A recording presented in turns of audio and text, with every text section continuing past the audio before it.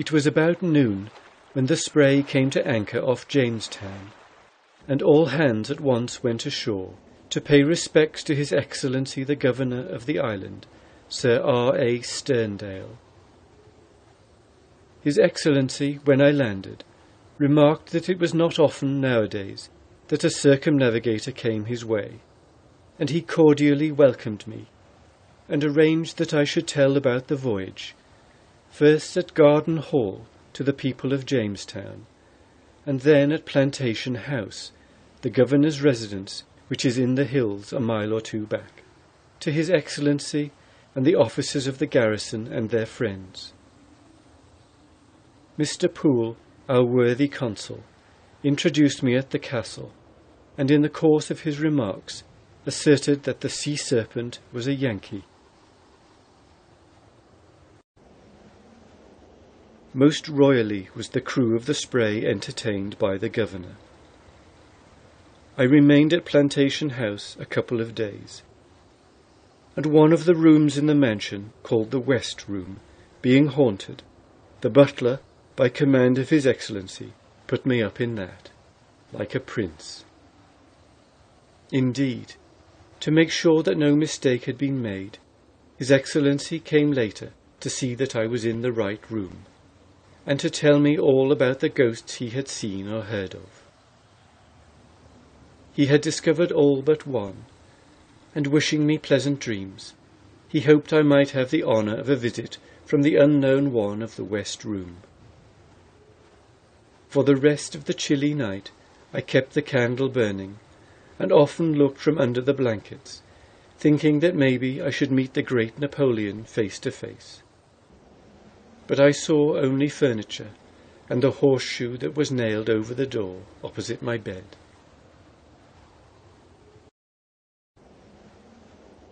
St. Helena has been an island of tragedies, tragedies that have been lost sight of in whaling over the Corsican. On the second day of my visit, the Governor took me by carriage road through the turns over the island. At one point of our journey, the road, in winding around spurs and ravines, formed a perfect W within the distance of a few rods. The roads, though tortuous and steep, were fairly good, and I was struck with the amount of labour it must have cost to build them. The air on the heights was cool and bracing.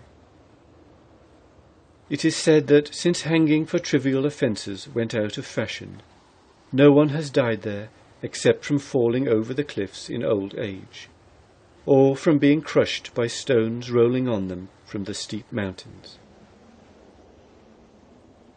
Witches at one time were persistent at St. Helena, as with us in America in the days of Cotton Mather.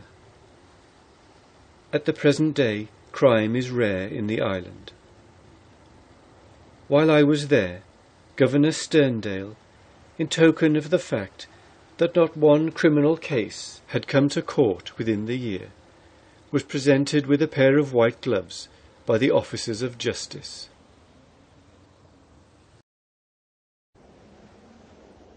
Returning from the Governor's house to Jamestown, I drove with Mr. Clark, a countryman of mine, to Longwood, the home of Napoleon. Monsieur Moreau, French consular agent in charge, keeps the place respectable and the buildings in good repair. His family at Longwood, consisting of wife and grown daughters, are natives of courtly and refined manners, and spend here days, months, and years of contentment, though they have never seen the world beyond the horizon of St. Helena.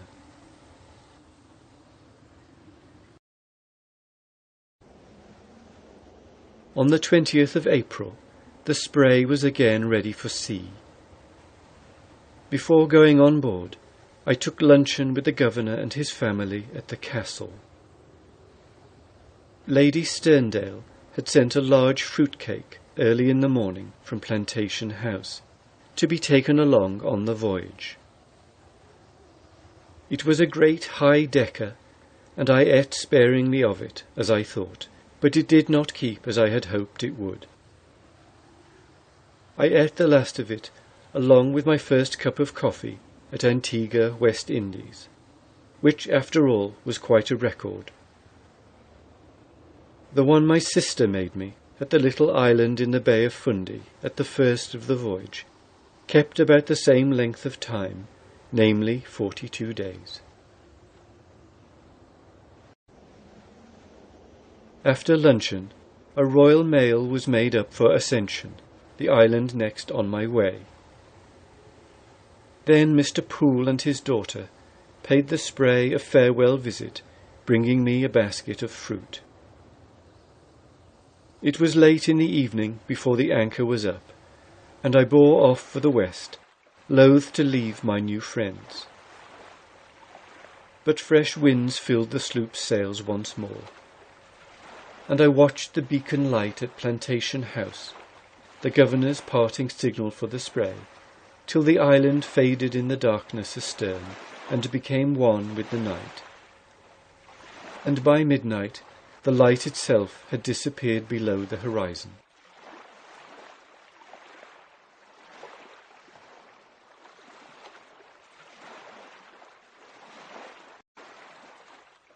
When morning came, there was no land in sight, but the day went on the same as days before, save for one small incident. Governor Sterndale had given me a bag of coffee in the husk, and Clark, the American, in an evil moment, had put a goat on board to butt the sack and hustle the coffee beans out of the pods.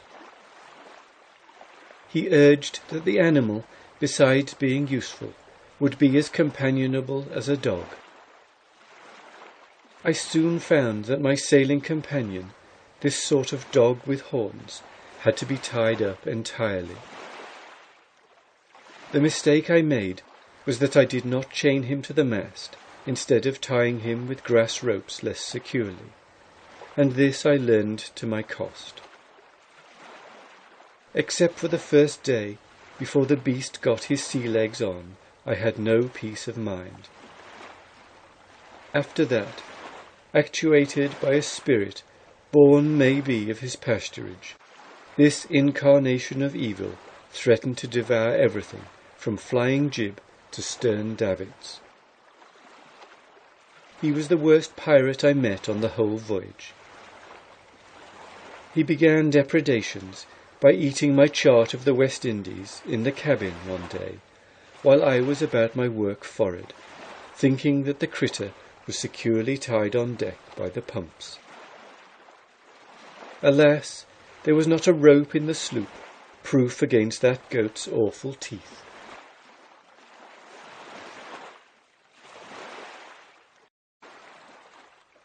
It was clear from the very first that I was having no luck with animals on board. There was the tree crab from the Keeling Islands. No sooner had it got a claw through its prison box than my sea jacket, hanging within reach, was torn to ribbons. Encouraged by this success, it smashed the box open and escaped into my cabin, tearing up things generally, and finally threatening my life in the dark. I had hoped to bring the creature home alive, but this did not prove feasible. Next, the goat devoured my straw hat, and so when I arrived in port, I had nothing to wear ashore on my head. This last unkind stroke decided his fate. On the 27th of April, the Spray arrived at Ascension, which is garrisoned by a man-of-war crew, and the boatswain of the island came on board.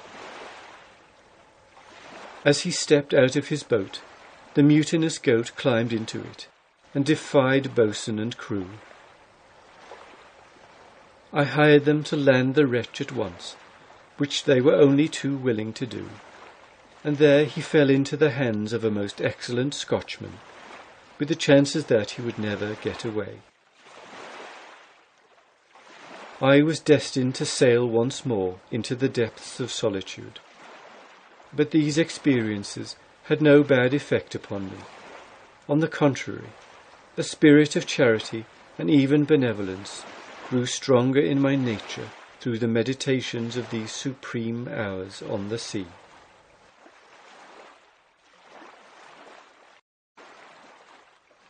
In the loneliness of the dreary country about Cape Horn, I found myself in no mood to make one life less in the world, except in self-defence. And as I sailed, this trait of the hermit character grew, till the mention of killing food animals was revolting to me.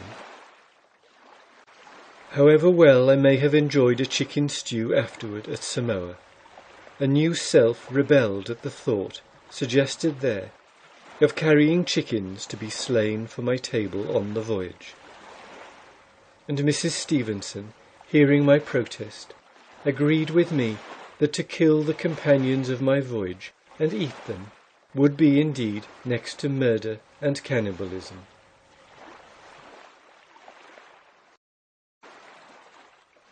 As to pet animals, there was no room for a noble large dog on the Spray on so long a voyage, and a small cur was for many years associated in my mind with hydrophobia.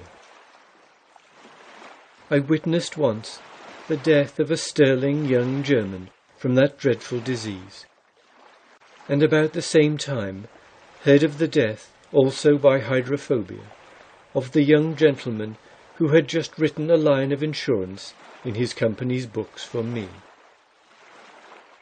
I have seen the whole crew of a ship scamper up the rigging to avoid a dog racing about the decks in a fit. It would never do, I thought, for the crew of the Spray to take a canine risk. And with these just prejudices indelibly stamped on my mind, I have, I am afraid, answered impatiently too often the query, "Didn't you have a dog?" with, "I and the dog wouldn't have been very long in the same boat, in any sense." A cat would have been a harmless animal, I dare say, but there was nothing for Puss to do on board, and she is an unsociable animal at best. True, a rat got into my vessel at the Keeling Cocos Islands, and another at Rodriguez, along with a centipede stowed away in the hold. But one of them I drove out of the ship, and the other I caught. This is how it was. For the first one, with infinite pains, I made a trap, looking to its capture and destruction. But the wily rodent, not to be deluded, took the hint, and got ashore the day the thing was completed. It is, according to tradition, a most reassuring sign to find rats coming to a ship. And I had a mind to abide the knowing one of Rodriguez. But a breach of discipline decided the matter against him. While I slept one night, my ship sailing on, he undertook to walk over me, beginning at the crown of my head, concerning which I am always sensitive.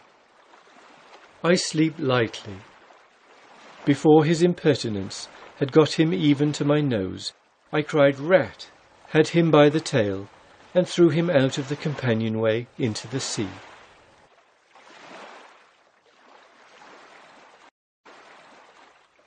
As for the centipede, I was not aware of its presence till the wretched insect, all feet and venom, beginning like the rat at my head, wakened me by a sharp bite on the scalp. This also was more than I could tolerate. After a few applications of kerosene, the poisonous bite, painful at first, gave me no further inconvenience. From this on, for a time, no living thing disturbed my solitude.